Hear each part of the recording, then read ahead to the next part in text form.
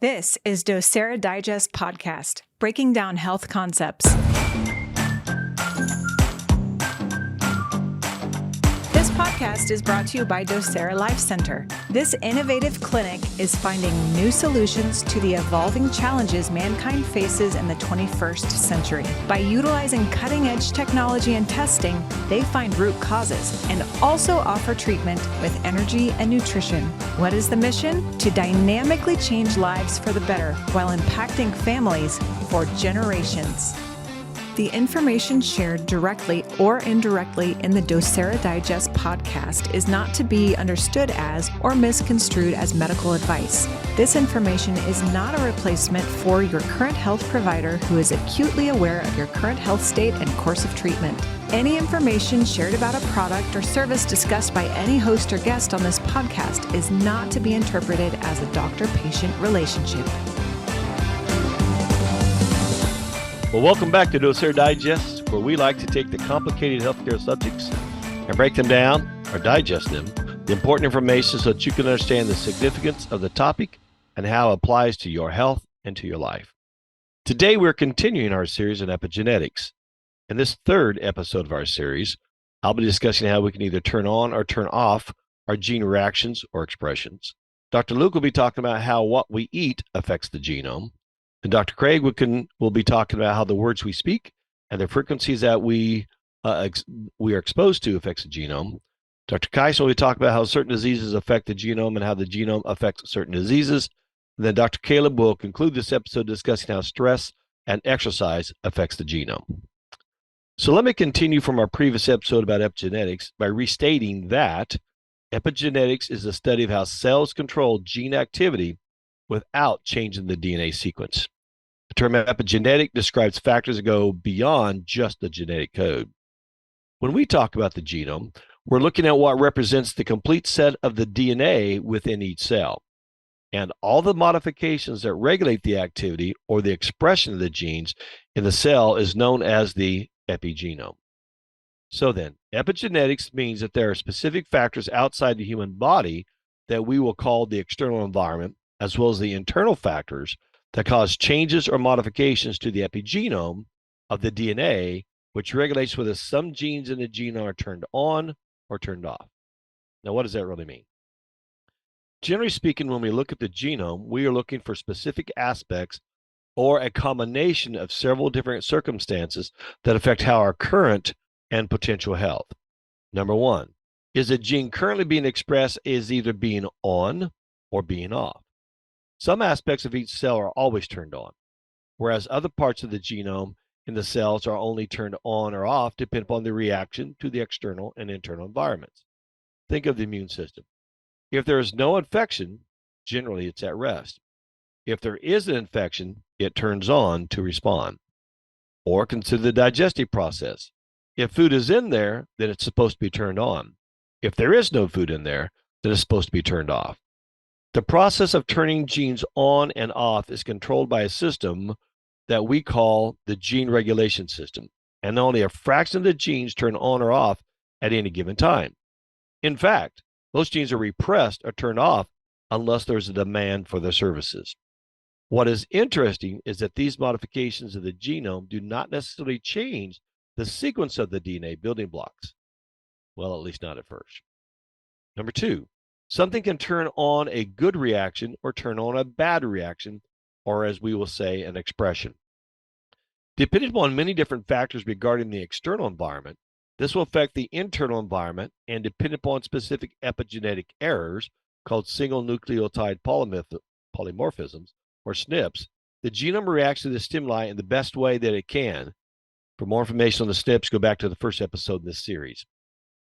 Now, if you have the appropriate good genes, you get a good reaction. If not, then you get a bad reaction. Once again, think about the immune system. If you have the appropriate genes and there is a fast, massive attack, your genome can respond and protect you. If you have multiple SNPs, then you will not be able to respond very fast and end up with a bad reaction like a sickness or disease. Conditions like metabolic disorders, degenerative disorders, autoimmune disorders, and even some cancers have been found to be related to epigenetic errors or a bad reaction. And then number 3, something can turn off a good reaction or turn off a bad reaction or expression. This one's a lot more tricky or complicated, so let me explain it this way. Specific genes that affect a good expression of protection and production of the things that are good uses its processes to control the timing, the location, and the amount of gene reaction, as well as which genes are going to be expressed. The process is carried out by a variety of different mechanisms, including through the regulatory proteins and any chemical modification of the genome. So this gene regulation is the key to the ability of a cell to respond to both external and internal environmental changes. When the demand load becomes too great for the gene to respond in the appropriate way, then the stressors eventually overpower the good reaction, and the body will eventually shut that system down because of the energy drain.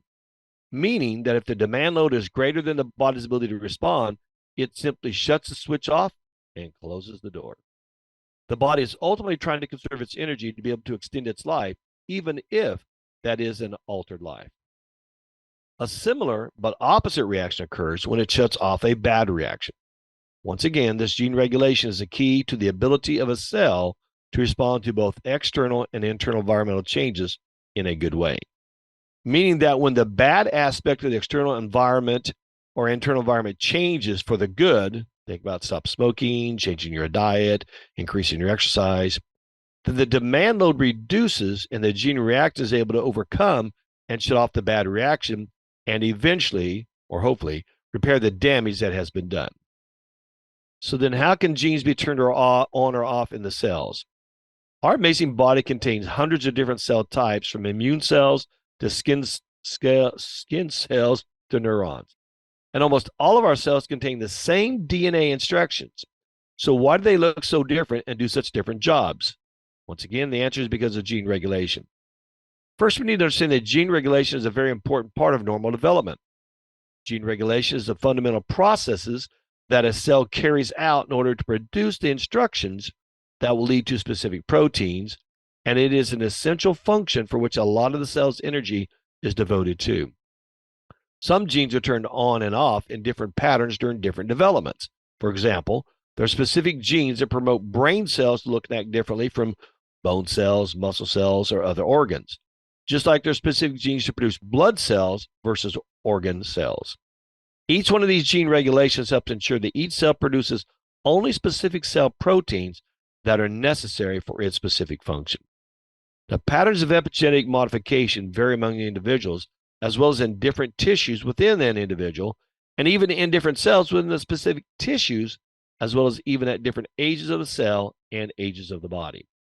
Gene regulation is how a cell controls which genes out of the many genes in its genome are either turned on or turned off. So gene regulation allows cells to react quickly to changes in the environment. Gene regulation can occur at any point during the gene expression, but most commonly occurs at the level of reaction from what we call the messenger RNA. Signals from either the external and internal environments or from even from other cells can activate specific proteins that are called transcription factors, or we'll refer to them as reactionary processes. These proteins bind to regulatory regions of a gene and increase or decrease the level of reaction. By controlling the level of the transcription, this process can determine when and how much protein product is made by a gene. This allows the cell's genome to regulate how it can fine-tune itself, how it respond to the external and internal environment stress, or the development of the cells, or even its own repair. Because epigenetic changes help determine whether genes are turned on or off, they influence the production of protein in the cells. Environmental influences such as a person's diet, exposure to pollutants, stressors, emotional mental issues can impact the epigenome. Epigenetic modifications can be maintained from a cell-to-cell communication as cells divide, and in some cases, these can even be inherited through the generations. A common type of epigenetic modification is called DNA methylation. Now, we discussed this in detail in the second episode of this series, but here's a quick recap so we can understand how this turns genes on or off. DNA methylation involves the attachment of small chemical groups called methyl groups to the DNA building blocks. When methyl groups are present on a gene, that gene is turned off or silenced, and no protein is produced from that gene. If you have specific SNPs here, then your genome does not have the ability to respond to the errors in the epigenetic process, which can cause a modification of the wrong gene or failure to add a chemical group to a particular gene, which can then lead to abnormal gene activity or even inactivity. Altered gene activity, include that caused by epigenetic errors, is a common cause of genetic disorders as well as developmental disorders.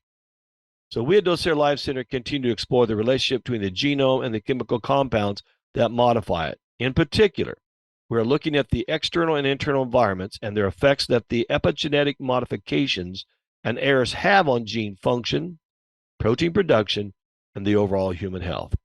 So what's the key takeaway? We each have a very unique and specific set of genes that are either turned on or off in either a good way or a bad way, and that combined with signals from either the external or internal environments, along with the specific SNPs, determines our current state of health. And with that, let's turn this over to Dr. Luke so he can inform us about how external aspect of our diet can affect the genome. Dr. Luke? Awesome. Thank you, Dr. Ben. So really, I want to highlight just a few genes that have to do with diet that are extremely common in most of our patients, as I'm sure the other doctors can attest to.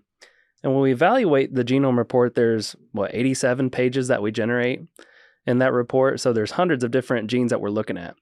But I want to highlight just 4 here. So the first one, it has to do with gluten.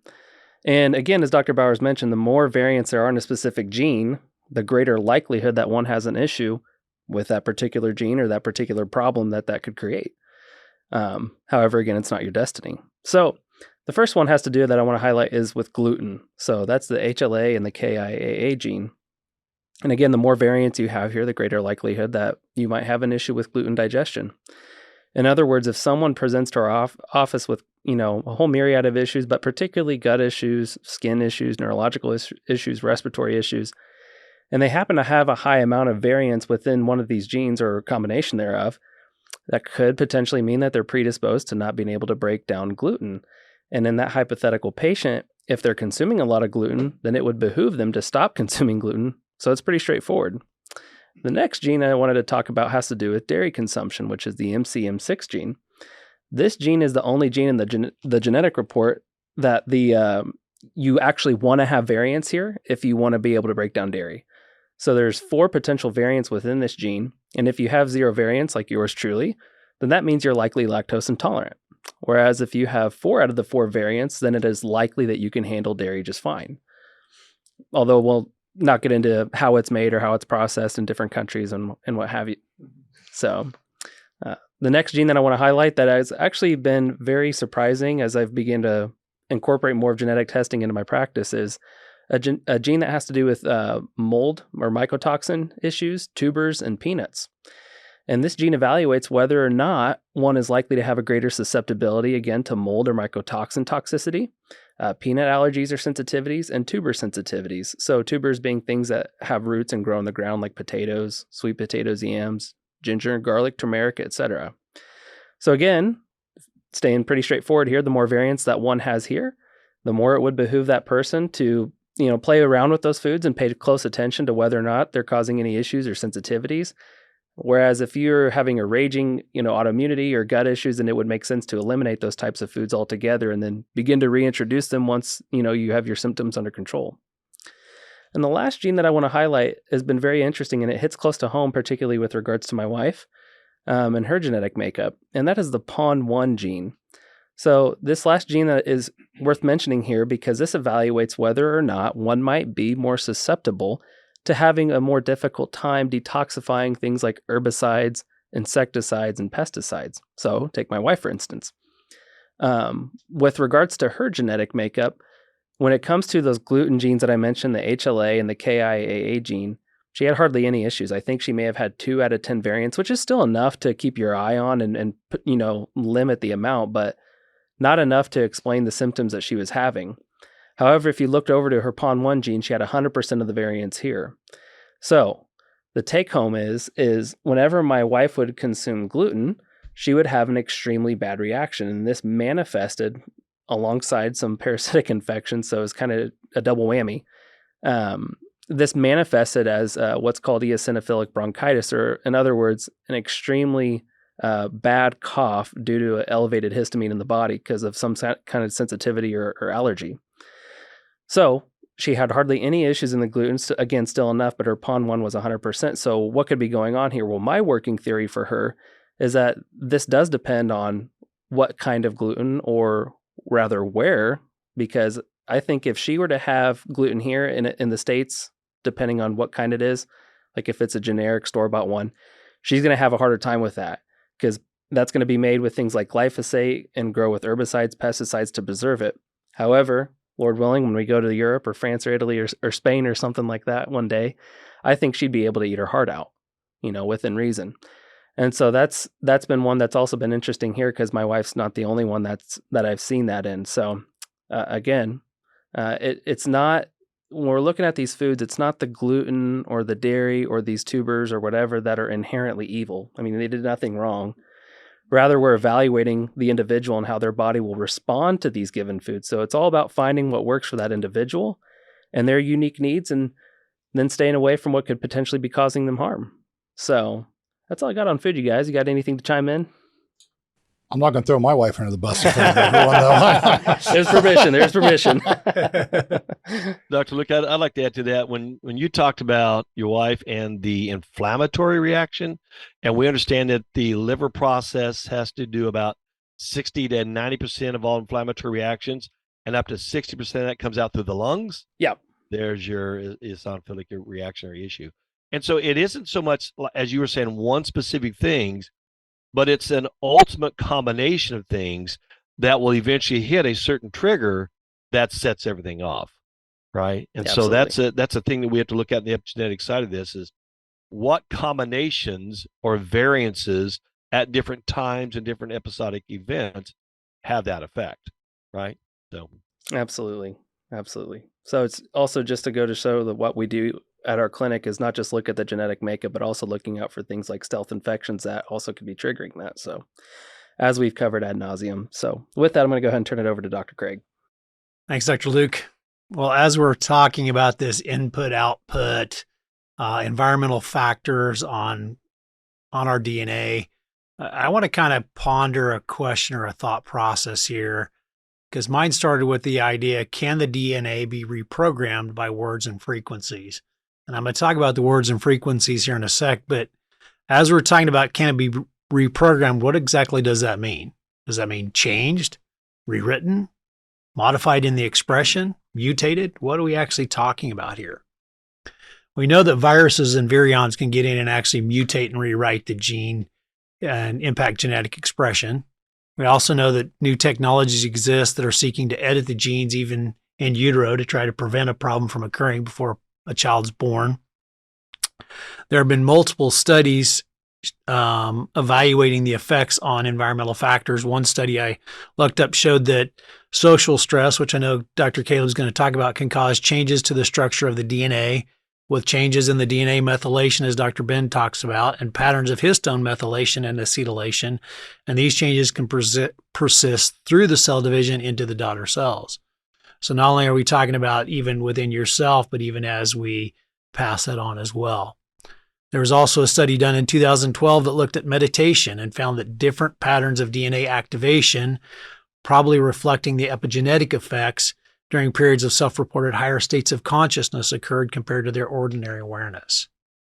So what we also know, or what's a fact, is that genome integrity is constantly challenged by endogenous and exogenous insults that cause DNA damage. To cope with these threats, cells have a surveillance mechanism known as the DNA damage response, or DDR, to repair any lesions. And although transcription has long been implicated in DNA repair, how transcriptional reprogramming is coordinated with this DDR is just beginning to be understood. So there are molecular mechanisms underlying major transcriptional events, including RNA polymerase 2, stalling, and transcriptional silencing and recovery, which occur in response to DNA damage. A whole lot of words that mean what? So here's the real thing. As as the body adapts, as we have transcriptional adaptation, contributes to the sensing and eliminating of DNA damage, and it can jeopardize genome integrity when it goes awry. So as you said, when things work well, they work well. When they don't work well, they don't work well. What I really want to dive into is, what about our words? What about our thoughts? How do those impact this genomic structure and expression? And I'm going to kind of reference back to what we talked about in our energy series. Everything ultimately is energy. Everything is ultimately frequency, and frequencies interact with each other. How do these frequencies interact? So one of my favorite things that I found in doing my little part was there was a research study that they called Rockin' in the DNA, in which they found that audible sound stimulation leads to specific genetic responses. And the team leader said that these data also show that at least two mechanisms are involved: transcriptional control and RNA degradation, which are both key players in controlling how much proteins are made in the cell. So now specific sounds are impacting genetic expression and genetic function. There was another study that also showed that noise exposure induces stress hormones, including epinephrine, norepinephrine, and cortisol, and these stress hormones are able to damage the DNA. An inefficient DNA damage response, or the DDR, would fail to repair damaged DNA, and this could further lead to excess DNA damage, cell death, and organs dysfunction. So what about our words? And here's kind of my thought processes. If we are talking about different frequencies, different words have different frequencies. So how is it that different words impact our cells differently? And I'm going to use a couple of words real quickly to explain my viewpoint or express my viewpoint. Let's take the word should and the word could. If you say the word should, what's the feeling that comes along with it? Typically, it's going to create a guilt-based feeling. So, feelings are chemicals, and chemicals are produced by the cell, which is driven by the DNA.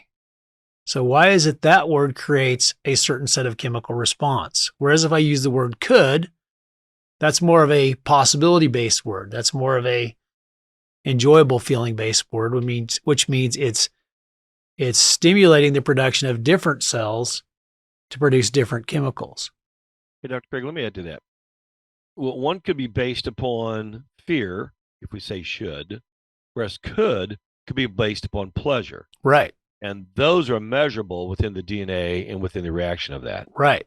Well, let me take it a step further, because here's something I was thinking about. So is it the specific frequency of the word, or in a different language, you're not using the exact same word or vibration, are you? So it's what we associate with the vibration that's really the issue.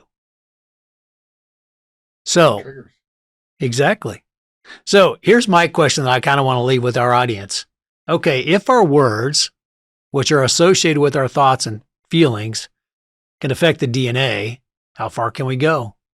How much of an impact can we have with our words? Are there any limits to it? And if there are, what are they based on? Is it just what we believe that really drives our DNA expression? So with that, I'm going to pass it on to you, and you can talk about what happens when it goes awry. All right. So I'm going to discuss whether or not diseases are hiding in your genome. And I could go into a lot of depth on it, but should I guess, is a real question. So just don't feel guilty if you don't. So there's a whole lot here, and there's a lot of lists of things. So I'm going to try not to bore you to death. I'm going to hit some highlights here. I'm kind of going to talk about some different areas where we can go through and dive into a few things here. So when we look at the genome, whenever we have a lower methylation functionality, it can contribute to many chronic diseases. Here's the first list. So, and again, these are top 10 killers: cardiovascular disease, cancer, diabetes, adult neurological conditions. And we're going to talk a little bit more about that in the next episode. Autism and other spectrum disorders, chronic fatigue syndrome. I'm already getting tired about talking about this list. Alzheimer's disease, miscarriages, fertility problems, allergies, immune system, digestion problems, which Dr. Luke hit on there a little bit, mood and psychiatric disorders, which Dr. Craig gives us an example. Goes over. Aging and many more. All right, so let's talk about this. So we're looking at our genome here. Hey, Why didn't you say which Ben gives us an example of on that one? Because we're still trying to figure that out, if that's normal or not. We weren't sure if it's abnormal or normal. So Normally normal. Yeah. there you go. So when we're looking at it here, here's the good guys. So I'm going to give you a list of good guys and bad guys, white hats, black hats. Okay, here's the things that we need more of to have better methylation. So a nutrient-filled or food-based nutrition or diet, something that's going to be very healthy for us. Superoxide dismutase. Now, SOD or superoxide dismutase is what breaks down our free radicals, the things that cause inflammation in the body. Catalase breaks down hydrogen peroxide into water and oxygen, so it creates a clean system. Glutathione, our master antioxidant. We want more of that. SAMe, energy for the body. Same thing with NADH. Nitric oxide, vasodilator, helps with blood pressure control and many, many other functions. BH4, or tetrabiopterin, are also known as for better health. And we have folate, choline, Nerf2, not Nerf guns, Nerf2. And we'll go into some of these things here. And chelating agents to help remove the heavy metals and toxicities from the body. So that's what we need to put into our body, or we need to be able to create more of through our genome. Now, here's the things that come in and create more of an issue. So the bad guys, these are things that reduce. So the first one we'll talk about is glutamate. So glutamate can lead to Alzheimer's disease, ALS, Parkinson's, Tourette's. I'm not going to give you an example of that right now. Vascular dementia, stroke, MS, hyperalgesia, anxiety, restlessness, and goes on and on and on. So glutamate stimulates the body and creates more stimulation of these things. So that becomes an issue. Then we have ammonia. So ammonia isn't just for cleaning windows, does a great job for that. But ammonia in your system is actually a nitrogen breakdown. And what happens is it can actually start causing all kinds of issues neurologically. So you have to be able to detoxify it properly. And that's where BH4, again, for better health, comes in. And that helps create our neurotransmitters, dopamine, which is our drive, motivation, memory, serotonin, which is happy, feel good, let's get things done, and nitric oxide and a lot of these other things that really helps to clean that up. So ammonia can be it's not a major issue, but it can accumulate to that point to become a major issue if you can't clear it out. So usually brain fog is associated with that. This is the first things we see there.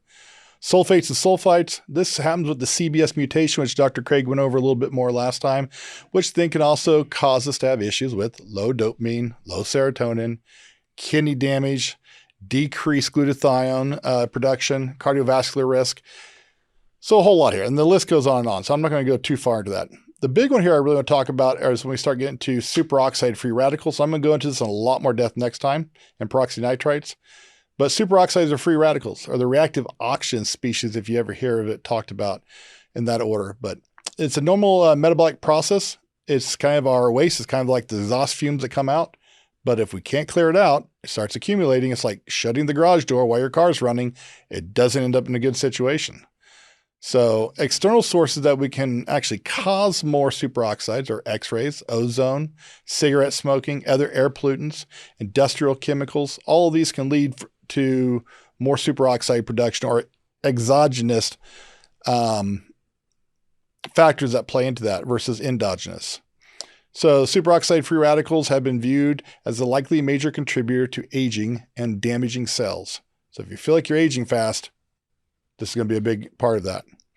Now we get to NOS uncoupling, and this is where it gets interesting because nitric oxide synthase is what creates nitric oxide, known as the miracle molecule. This helps vasodilate the blood vessels, helps our bodies to get better absorption of nutrition as the blood slows down, helps us excrete toxins out. It's a very big factor in a lot of different areas there. So here's the problem with this one. This one uncouples, it allows a superoxide to bind to it. And then we end up with something really bad called peroxynitrite, which is a short-lived oxygen species. It's a potent inducer of cell death. Now you get this neurologically. I'm going to go into a lot more depth in the next episode, but this one really can affect the mitochondria, or the energy production in the cells, and it causes oxidation and nitration reactions. And this can lead to strokes, myocardial infarctions, chronic heart failure, diabetes, circulatory shock, chronic inflammatory diseases, cancer, and the list goes on and on. Now, the last thing I want to talk about here is homocysteine. So homocysteine is an intermediary byproduct between the methionine pathway and the CBS pathway. So it should only be a temporary thing. Either it gets recycled back up to methionine or it goes down through transsulfuration. Now, when we start to have issues with this, homocysteine builds up, and there's something called the H score. There's an interesting book about that goes through all that. Now, when homocysteine gets high, it leads to hardening of the arteries, and so we get all kinds of circulatory issues: stroke, coronary artery disease, deep vein thrombosis, peripheral vascular disease, myocardial infarctions, cognitive decline, Alzheimer's, bone disease, all these different things that keep going. It goes into retinal and renal diseases. Anytime you have small vessels, so the heart, the eyes, the kidneys, all of these things are an issue. You get neural tube defects. So in gestation, there's some issues there as well. And it can lead to rheumatoid arthritis, Parkinson's, placental abruption, alcoholism. And those are kind of the big ones there. And so that's where these diseases can be hiding in your system based upon where we have issues here. Now, again, these aren't set in stone. We can do things about this. We can change the outcome of these things, but we have to be aware of what we're looking at, what we're dealing with, what's causing the underlying issue, and be able to treat that accordingly with proper nutrition, with the right words. If you want to, you don't have to. I mean, you should do that, or you could do that. I mean, that's, again, It's up to you. it depends what language you use, I guess. So, Exactly. and how you feel about that. So with that, I'm going to kick it over to Dr. Caleb to finish it off. All right, thank you, Dr. Kyson. So if you joined us for our last series on stress and anxiety, then you likely remember that cortisol is one of the primary hormones associated with stress. It puts us into that fight or flight mode so we can either fight for life or run for life. Although we did discuss how some stress can actually be good and beneficial for us, we spent a lot more time talking about the negative and harmful effects of stress, especially chronic and severe stress. And also a lot of those can play into a lot of the other issues we were talking about even in this episode, dealing with your ability to digest, ability to deal with or cope with social situations, social stresses, and even be able to help your immune system or hinder your immune system in that aspect. So high concentrations of cortisol can affect important DNA processes and can increase susceptibility to long-term psychological consequences. There was a study done at Sahlgrenska Academy in Sweden on patients with Cushing syndrome, which involves excessive production and release of the cortisol hormone. This often occurs due to a tumor in either the pituitary gland or the adrenal glands, which drive the cortisol pathways. Cushing syndrome is commonly characterized by abdominal obesity, fat deposits in the neck and face, diabetes, high blood pressure, as well as increased risk of anxiety, depression, cognitive impairment, and chronic fatigue syndrome. So it has been noted that even though when the tumor is removed, physical symptoms often improve, the psychological issues typically remain. So in this study, what they did is they looked at the DNA methylation of the entire human genome in these patients and compared them with a control group. They discovered that all of the patients with Cushing's had significantly lower levels of DNA methylation compared to the control group. And again, this DNA methylation or acetylation with the histone groups and the heterochromatin is going to be a big part of what turns genes on or off, or opens them up or closes them for whether they can be transcribed or read or expressed. So some of the DNA methylation changes were linked to long-term struggles with anxiety and depression. Some were linked to cortisol sensitivities, and other were linked to brain development and plasticity. So how does cortisol actually affect DNA methylation? So cortisol regulates the transcription of several genes by activating glucocorticoid receptors by binding to them. These receptors are important for the regulation of many physiological processes in order to establish and maintain homeostasis or balance in the body. These activated receptors travel to the nucleus of the cell and activate or inhibit transcription of target genes, which account for 10 to 20% of the human genome. This activation or inhibition occurs by direct binding to glucocorticoid responsive elements of the DNA or by connecting with other transcription factors. So again, this leads to changes in either the methylation or the acetylation of the histone and the chromatin, which determines whether that portion of DNA is open or not. So abnormal or elevated glucocorticoid receptor activity on DNA expression can be linked to many types of conditions, including inflammatory diseases, autoimmune disorders, and various cancers. So we see that chronic stress leading to elevated levels of cortisol can have some pretty dynamic effects on your epigenetics and overall health. Now, the interesting thing is you might not be the only one affected by it either. As Dr. Craig was talking about earlier, how certain genetic changes can be transferred to daughter cells, or when the cells divide and they replicate, that can be carried on in those, and that can also go into the sex hormones that are passed down to our children.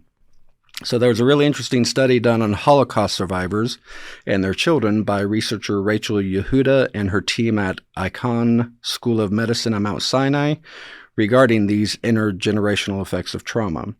They found that Holocaust survivors had lower levels of circulating cortisol than other Jewish adults of the same age, and those with PTSD had even lower levels. First, I kind of found that surprising because you would think they would have higher levels, not lower.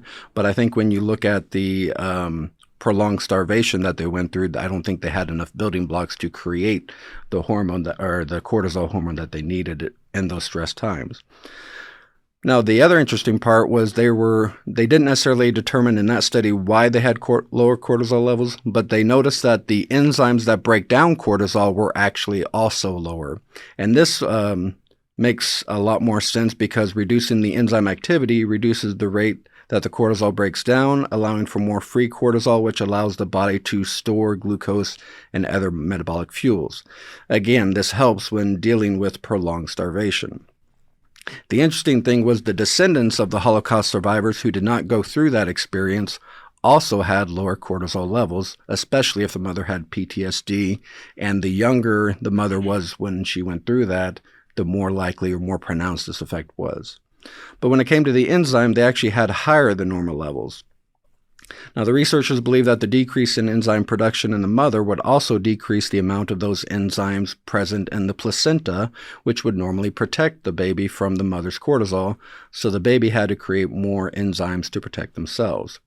Now, these changes in the children means they have little available cortisol already, and then what they do have is getting broken down rapidly, which makes them more susceptible to stress and especially PTSD, and less adaptable to periods of prolonged starvation if they should experience that. So they were also able to make some other interesting observations and correlations between parents and their children, as well as grandparents and their grandchildren.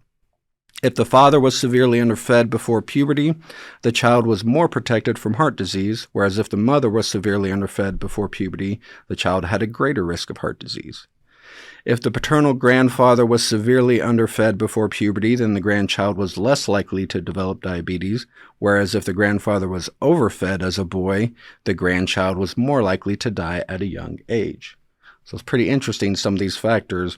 And they also noticed that a little more gender specific, if the maternal grandmother smoked while pregnant, the grandson had a higher risk of being overweight.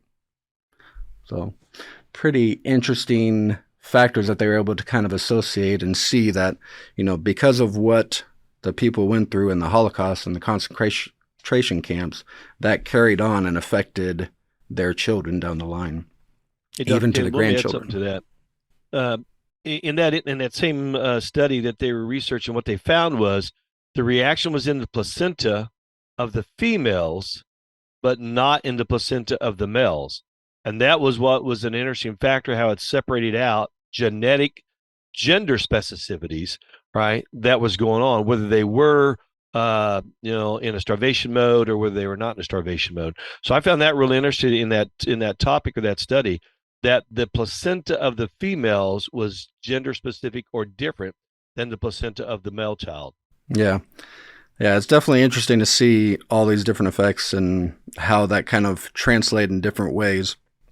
Obviously, there's still a lot to learn regarding how stress affects not only our genome, but the genome of our children and grandchildren. But it is very evident that chronic stress is very harmful to us and to our future generations. Right. So if you are concerned about your stress levels, then I highly encourage you to check out our series on stress and anxiety, and especially the last 2 episodes where we discussed things that you can do on your own at home and ways that we can help in the clinic if you need it. So one great way to manage and alleviate stress is to exercise. So as cortisol puts us into the fight or flight response, strength training and cardiovascular exercises are great great ways to use up excess cortisol that may be floating around in our blood. So obviously this will work in a contrary manner to stress and improve genetic stability as opposed to the instability we get with that chronic stress.